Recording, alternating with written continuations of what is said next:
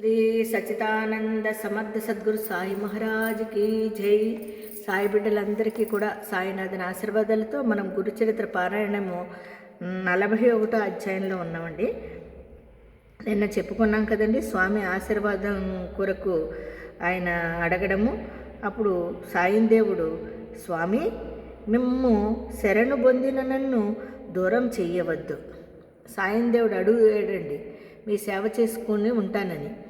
అందుకని మళ్ళీ అంటున్నాడు అనమాట, స్వామి మిమ్ము శరణు పొందిన నన్ను దూరం చేయవద్దు. మీరుండగా నాకు భయమేమిటి? గురు సన్నిధికి చేర్చే పాదాలే పాదాలు, గురు పూజ చేసే చేతులే చేతులు, గురు పాదాలనంటే శిరస్సే శిరస్సు.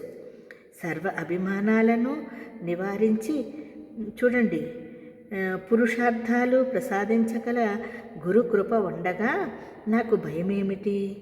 నేను మీ చింతనే ఉండి మీ పాదసేవ చేసుకుంటాను, అనుజ్ఞ ఇవ్వండి అని పట్టుపట్టాడటండి. అప్పుడు శ్రీగురుడు, నీకంత దృఢభావం ఉంటే అలాగానే చెయ్యి అని అంగీకరించారట.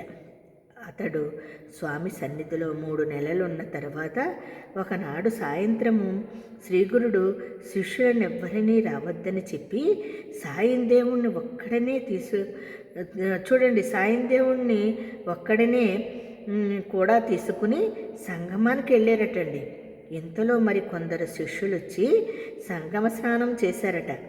సాయం సంచోపాసన అయ్యాక శ్రీగురుడు అశ్వత్థ వృక్షం క్రింద కూర్చుని కొంతసేపు శిష్యులతో మాట్లాడారట.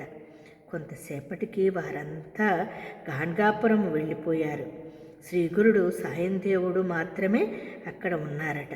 అప్పుడు అతనికి పరీక్షించదలచి శ్రీగురుడు ఒక లీల చేశారటండి. అంతలోనే అకస్మాత్తుగా పెనుగాలి చెలరేగింది. ఆ గాలి చెట్లు ఊగిపోయి విరిగి పడుతున్నాయి. ఆకాశమంతా కారుమేఘాలు అలుముకుని భయంకరంగా ఉరుములు, కన్నులు మిట్లు గొలిపే మెరుపులతో కుండపోతగా వర్షం ఆరంభమైందట. సాయందేవుడు ఆ గాలికి ఎలాగో ఓర్చుకుని తన వంటిపైనున్న ఉత్తరయ్యము తీసి శ్రీగురునికి కప్పి ఆయనకు అడ్డంగా నిలుచున్నాడటండి. ఇలా గాలి వాన అర్ధరాత్రి 2 గంటల జాము వరకు కొనసాగాయట. గాలి వాన కొంత నెమ్మదించగానే దుర్భరంగా చలిగాలి వేచసాగిందటండి. అప్పుడు శ్రీగురుడు, నాయనా మిమ్మల్ని చలి బాధిస్తున్నది, గ్రామానికి వెళ్ళి మఠం నుండి అగ్ని తీసుకురా అన్నారట. అతడు బయలుదేరుతుంటే అతనిని బాట కటు ఇటు చూడకుండా త్వరగా వెళ్ళి రమ్మని చెప్పారట. చూడండి, నువ్వు అటు ఇటు చూడకు అని. వెంటనే సాయందేవుడు బయలుదేరి గంధర్వపురం వైపుకు నడవసాగాడట. దారిలో ఎక్కడ అడుగు పెట్టినా మోకాలు లోతు బురదలో కాళ్ళు కూరుకుపోతున్నాయట. ఆ పైన నీరు రొమ్ములోతు వరకు ప్రవహిస్తుందట. కన్ను పొడుచుకున్నా కనిపించినంత కారు చీకట్లు అన్ని దిక్కులా కమ్ముకున్నాయి. వేగంగా వీస్తున్న గాలి అతనిని ఒక ప్రక్కకు నెట్టివేస్తుంది. ఎలాగో అతడు శ్రీగురిని స్మరిస్తూ చీకట్లో తడుముకుంటూ మెరుపుల వెలుగులో దారి చూసుకుంటూ బాట కనిపించినంత దూరము పరిగెడుతున్నాడట. చివరకు ఎలాగో అతడు మఠము చేరి అక్కడ సేవకులను నిద్రలేపి వారి వద్ద నుండి కుండలో నిప్పులు తీసుకుని తిరిగి బయలుదేరాడు. శ్రీగురుడు తనను ప్రక్కలకు చూడకుండా ఎందుకు సాగి పొమ్మన్నారో తెలుసుకోవాలన్న కుతూహలము తీవ్రమై నెమ్మదిగా కుడి ప్రక్కకు చూచాడు. అటు ప్రక్కన 5 పడగలు గల భయంకరమైన త్రాచుపాము కనిపించిందటండి. అతడు కొంచెము ప్రక్కకు తప్పుకుని భయంతో వేగంగా నడుస్తూ నెమ్మదిగా ఎడం ప్రక్కకు చూచాడట. అటు ప్రక్కన కూడా మరొక భయంకరమైన పాము అతని వెంటే వస్తుంది. అతడు భయంతో మతిపోయి బాటలోని ఎత్తుపల్లాలు కూడా పట్టించుకోకుండా పరిగెత్తసాగాడు. అతడు ఎటు పోతే అటు అంత వేగంగానూ పాములు తరుముకొస్తున్నాయట. అతడు గుండె దడ పుట్టి దిక్కుతోచక పొదల మధ్యకు పోయాడట.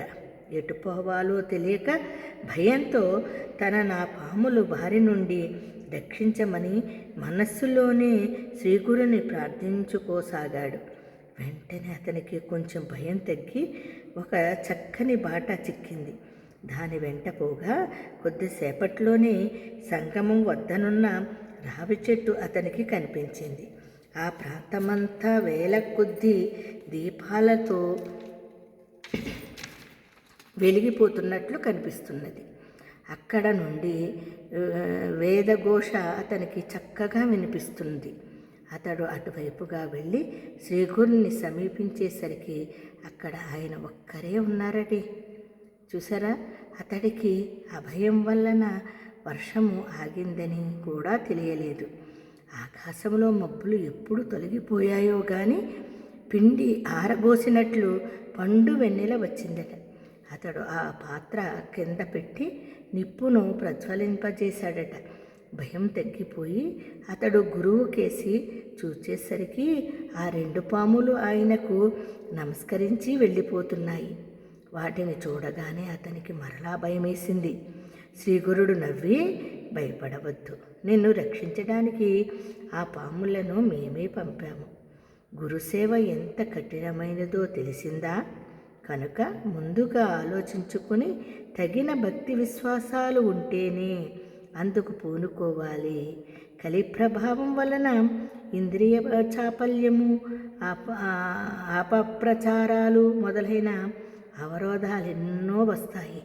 అయినా చలించకుండా నిశ్చలంగా గురుసేవ చేస్తే, చూడండి ఇక్కడ ఎంత మంచి పాయింట్ చెప్పారంటే, మనము ఒక భగవంతుణ్ణి, ఒక రూపాన్ని విశ్వసిస్తూ దృఢమైన నమ్మకంతో ఆయన్ని నమ్ముకోవాలి.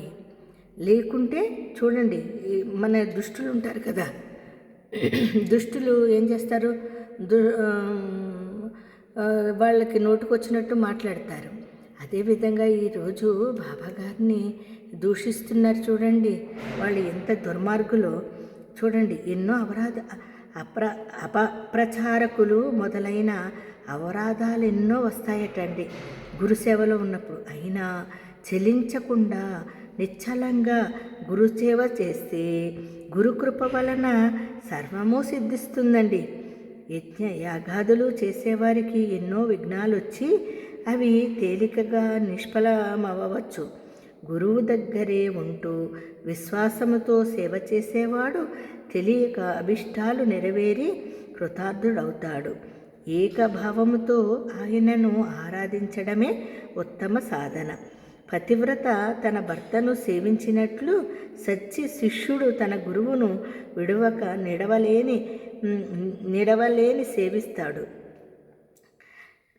దేహముతో సహా తన సర్వస్వము గురుసేవకే అర్పిస్తాడు. గురువే పరమేశ్వరుడని తెలుసుకుని ఆయన ప్రసాదమే భోజనముగా, ఆయన ధ్యానమే జీవనముగా, పాదతీర్థమే గంగాజలముగా సేవిస్తూ శ్రవణ మనన తత్పరుషుడై ఉంటాడు. గురువు ఎంతటి దుస్సాధ్యమైన ఆదేశమిచ్చినా సరే దానిని సాధించడానికి ఉపక్రమిస్తాడు. ప్రారంభించక దానిని ఎంత కష్టపడి అయినా పూర్తి చేస్తాడు. అలా చేస్తే వాడిని చూసి యమధర్మరాజు కూడా భయపడి తొలగిపోతాడు.